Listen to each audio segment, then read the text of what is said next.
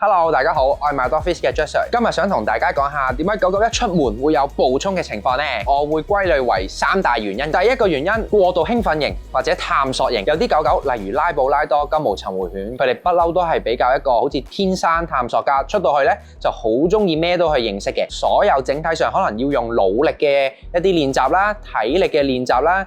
schedule 上安排佢做唔同嘢都唔足夠，可能狗狗一日只係散得1次步，喺有限嘅次數底下咧，佢哋就會特別珍惜嗰一次，就會更加表現到周圍去衝搶去認識啦，亦都關佢哋嘅觀感事嘅喎。佢哋對周圍環境線索係特別敏感，例如氣味啦、聲音啦，可能有其他嘅狗狗出現、人物嘅出現，全部嘢對佢嚟講都係一個超級吸引嘅嘢。